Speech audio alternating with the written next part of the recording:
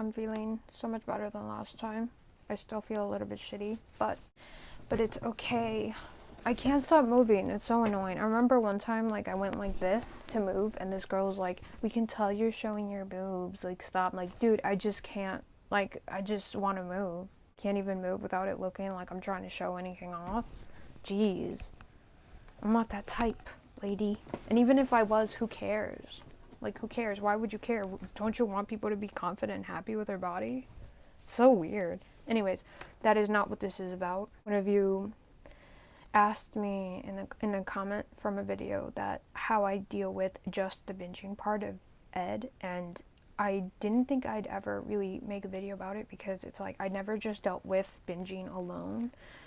But then I realized I basically did, because that was the last part of ed I had to really deal with after I got rid of restricting and binging. Or no, restricting and then purging, and then it was binging.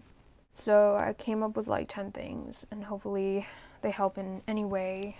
And if you found a way that, helps that I didn't mention, please write in the comments, because why not, help somebody out? And let's start with number 1. This might sound weird, but I knew I had to stop the whole, binging part of it all. And I knew the foods that would cause this, so I would make it difficult on purpose so I just wouldn't go after them. An example of this is, sorry, I keep moving, I just can't stop, was I can't open packages easily, and cake, like, containers, where they come in. Cookie containers, I struggle opening stuff. I don't know why. So I would take one and close it on myself on purpose so I wouldn't take more. So I would purposely make it difficult, and I think that's what helped me, because I knew I couldn't trust myself yet to be around these foods without going crazy. So that's what I would do. I would make it difficult to get it, and if you live alone, don't buy these foods, or buy them in small portions. Like I wouldn't get a big bag of Lay's or chips, whatever.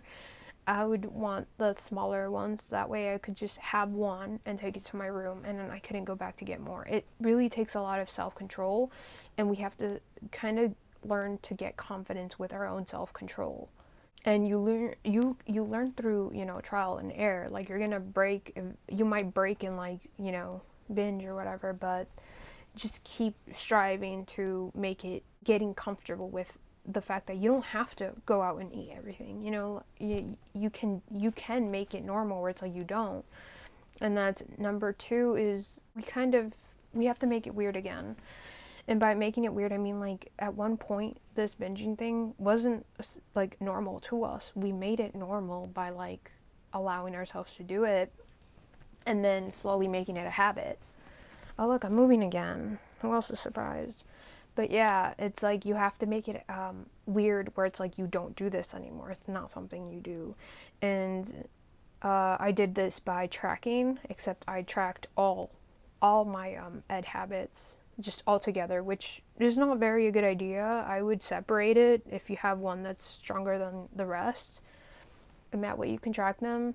But I just wanted to get rid of it altogether. It could probably help you, so you don't have to, like, begin. And what I mean by tracking is I would write, like, a bunch of little boxes, like 30 boxes, and then every day I went without doing this, I would get a check mark, and that made me feel so happy. Just one check mark. I remembered, like, dang, like, I did one day without doing this, and then I wanted so much to keep going because of that one check mark.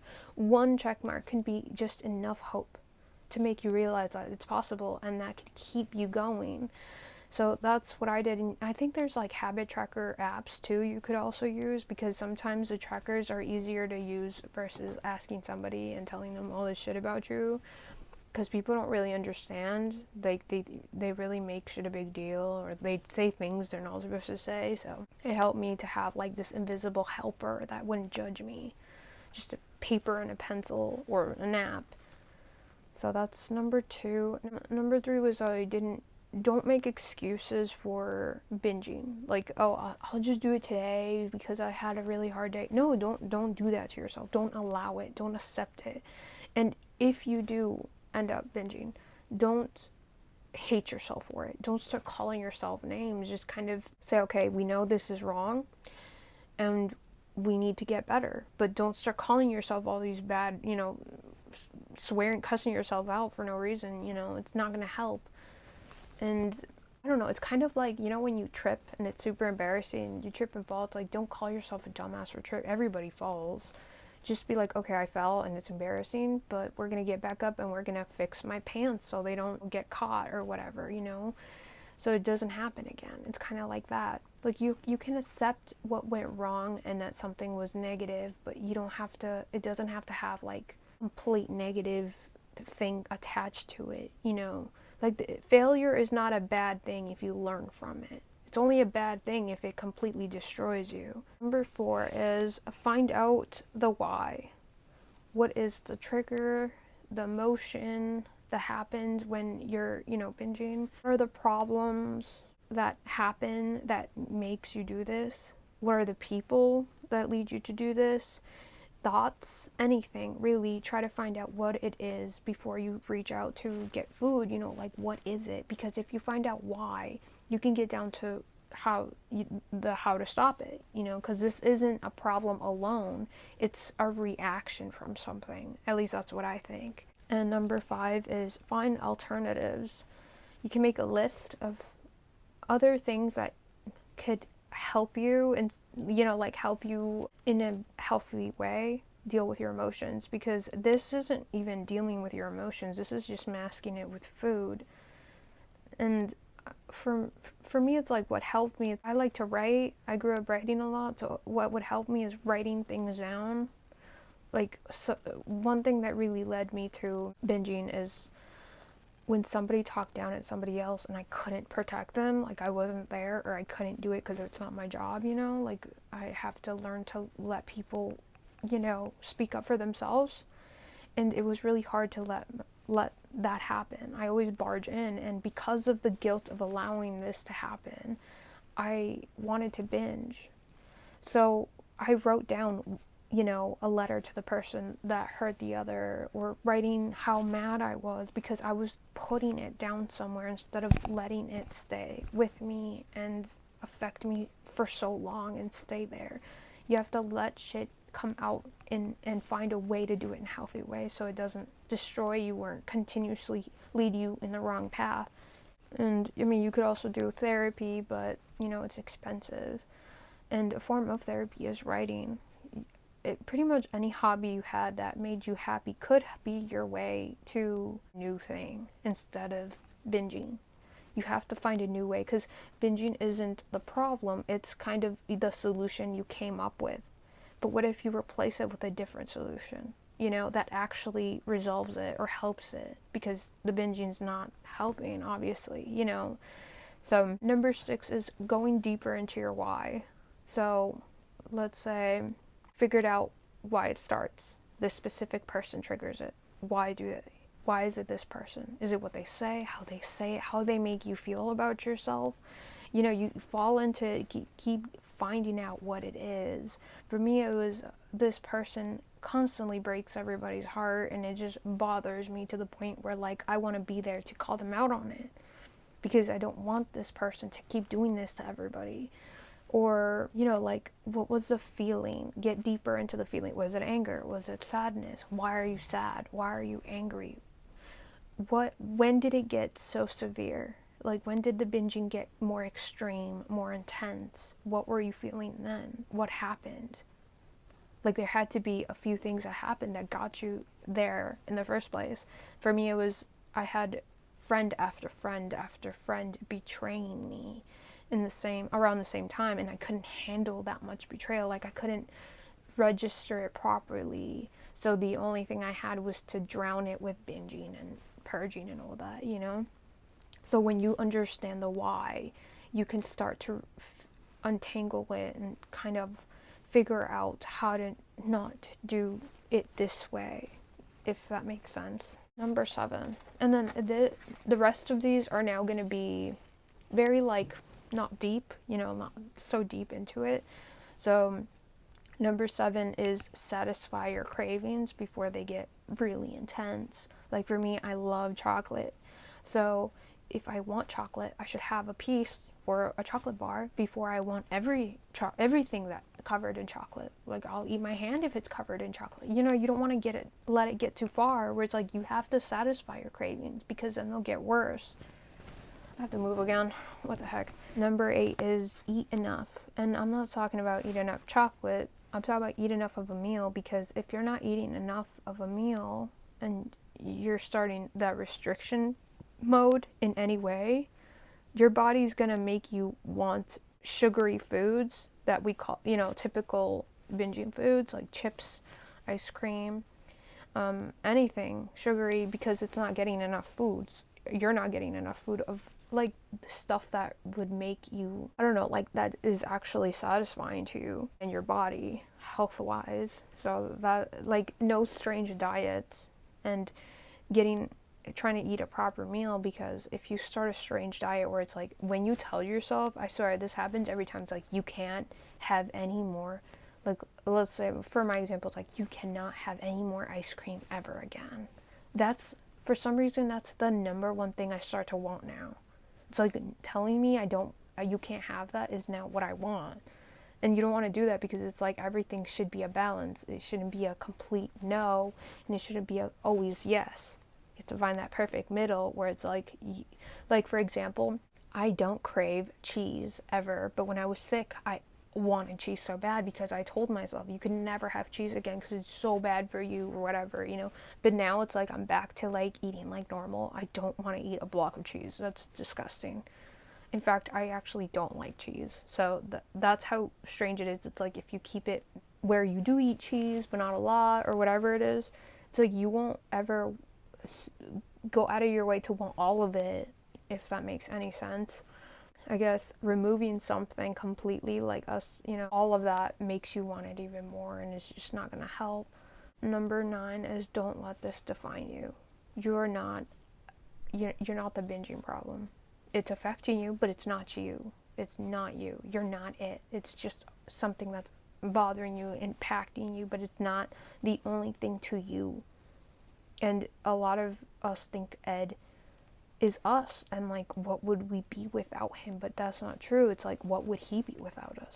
Gone.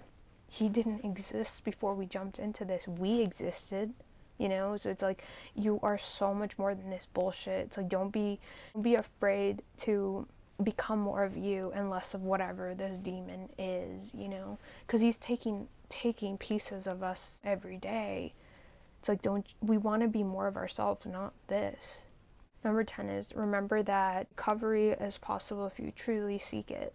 But you have to want to. You can't trick people. You can't trick yourself into saying, "Oh, I am going to recover." It's not going to work. You have to actually want to. And this doesn't mean one day you're going to come up with like, "Yes, I'm ready to recover. I'm going to recover," and that's the beginning of the best day ever. No, you have to do this every day. Like every day you're going to have to pick recovery, because that voice will always be there. It's still there for me. It will always be there, whining, telling you what to do. Every day you have to be like, "No, I don't care what you say." Every day you have to pick yourself over this asshole. It sounds weird if you think literally, but yeah, like you have to pick yourself every time, every day, till that voice no longer exists. It's not even a whisper, It's like he'll try to get you back, but it's just like a toxic relationship. Speaking of relationships, that's all I had for that, by the way. But some of you voted for story times. So for Valentine's Day, I'm like, oh, what's like a love-related story time? And I decided I'll tell you what happened to my friend from my old warehouse, Mel. Hopefully you know what I'm talking about. If you don't, it's from my life update. Around that time, I was talking about this guy that showed up to the warehouse I was working at the time, and ever since around the time I just stopped talking about him. So I'm going to tell you two versions, short versions of this story, and you guys, I'm going to put a poll at the end of this video, and you guys can vote which story you think is a real one. And then next week I'll tell you the real story. So first side of the story. Okay. Me and Mel became friends because when he was new, we were like around the same age, the closest in this whole warehouse. Everybody was either too old or way too young. So we became friends, and we would hang out during break and all that, and eventually we became really good friends, and I developed a crush over him, but I didn't know how to tell him. Like, I had a big crush on him, and my family knew I had a crush on him. My brother knew I had a crush on him, so he would invite him to his like drinking parties, which is weird because I don't drink, but that's when he would come over to the drinking parties, and I would actually come out of my room and be involved because he was there. And then my brother invited him to the Florida trip so I could go because like I liked him, and I had planned to tell him how I felt, but I was so scared to tell him how I felt. But I really had a big crush on him, and it hurt because he would constantly bring up girls from his past or be on his phone messaging somebody, and I'm over here like, dude, I freaking like you, you know? So that's story number one. Number two is, as soon as Mel started working there, he told me he liked me, and I really wasn't ready for a relationship because I was still broken by my last. But however, he had gone through the same thing, so we kind of attached because of our pain. But that created a very unsteady relationship off the bat because it's not based on, we weren't ready for it. So we were very toxic. We were a very toxic relationship off and on, and mainly he was an avoidant and I was insecure attachment. So he would push me away and I would want him back, and this created like breakup after breakup, and that's why I would never talk about it because I just knew he was not serious about me. So eventually he finally broke up with me, where like I accepted it and moved on, and that's why I never talked about it again. So which story is a real one? And yeah, let's see who knows me more. See you next time for the story time. And the voting will be in the community tab. If not, it will just appear somewhere. So you guys can vote for story A or story B. Or if we want to call it number one or number two. Thanks for watching. And I'll see you guys next time in my next FaceTime. Bye.